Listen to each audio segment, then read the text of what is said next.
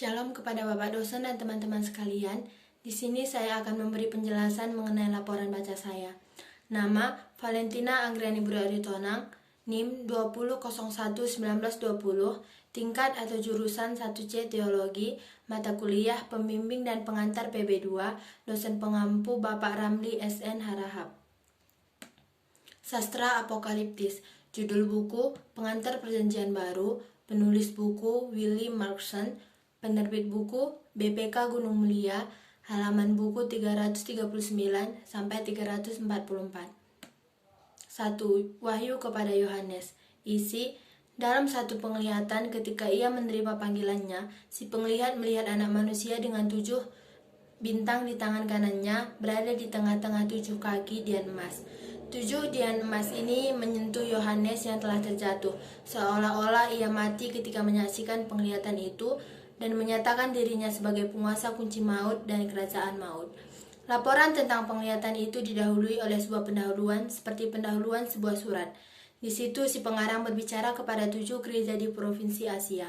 Isi utama karya ini ditunjukkan dengan amanat singkat, apa yang harus segera terjadi. Kemudian masing-masing dari ke-7 gereja itu menerima surat terbukanya sendiri. Disitulah sifat-sifat mereka masing-masing digambarkan.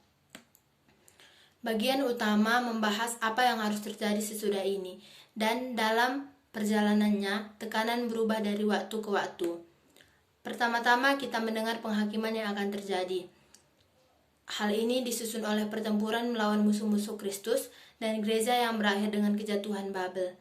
Ayat 12-18, dan kemudian munculnya kemenangan terakhir, pasal 19 ayat 1-22.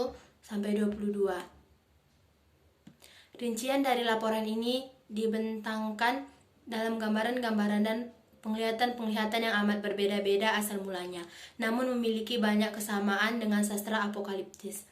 Bagian penutupnya, pasal 22 ayat 6-21, mengandung perintah lebih lanjut untuk memberikan apa yang telah dilihat, tetapi tidak ada perintah untuk memeteraikannya, sampai yang bisa terjadi dalam apokaliptis karena akhir zaman sudah dekat. B. Titik tolak si pengarang. Untuk memenuhi pesan wahyu, 2 fakta yang harus kita ingat. Pertama, gereja-gereja yang dialamatkan si pengarang sedang menderita penganiayaan oleh negara. Dan kedua, akhir dunia akan segera diharapkan terjadi. Dengan kata lain, wahyu adalah sebuah dokumen yang amat bertumpu pada satu pokok yang ditulis sambil mengingat situasi sekitar yang tidak boleh kita tafsirkan tanpa acuan pada konteksnya, atau dengan memindahkan masa depan parousia yang belum terjadi, dan dengan mencoba menyamakan penglihatan si pengarang tentang masa depan peristiwa-peristiwa dalam sejarah dunia yang dari titik tolak kita entah telah terjadi atau masih akan terjadi. Dengan menerima bentuk sastra apokaliptis, si pengarang menegaskan betapa dekatnya ia berdiri kepada pandangan apokaliptis, yang tujuannya adalah mengalihkan mata pembacanya dari malapetaka di masa kini kepada masa depan yang gemilang, hingga ia boleh tinggal setia dan memiliki harapan untuk dilepaskan pada penghakiman dan ikut serta dalam keselamatan. Dalam dualisme ini, kita menemukan unsur apokaliptis dalam wahyu. Maka si penglihat si pengarang terpaku hampir semata-mata kepada masa depan. Jelas ia yakin bahwa peristiwa-peristiwa akhir itu akan terjadi mirip sekali dengan apa yang telah digambarkan.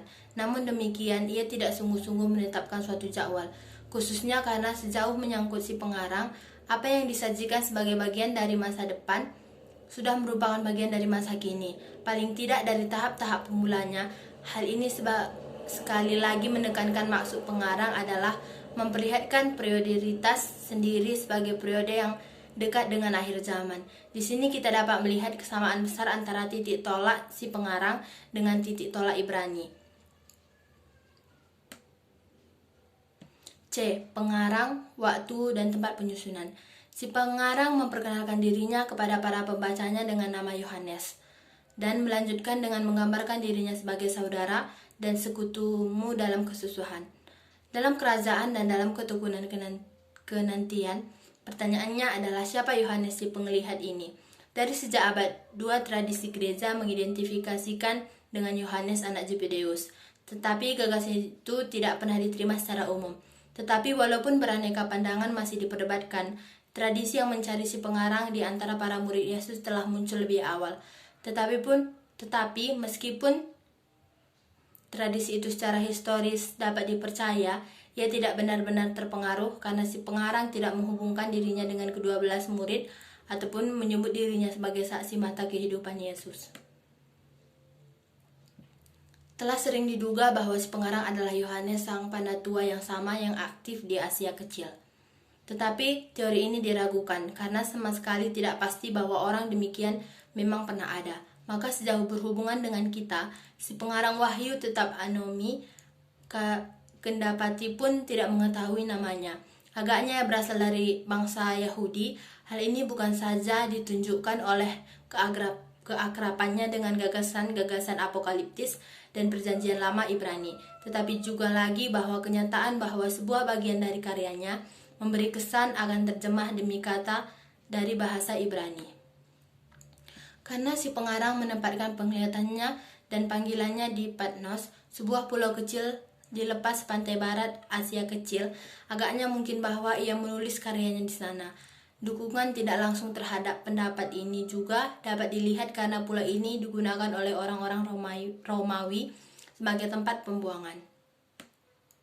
Sulit bagi kita untuk mengusulkan waktu penulisannya, karena dalam karya ini ada petunjuk yang dapat ditafsirkan mengacu kepada beraneka peristiwa historis.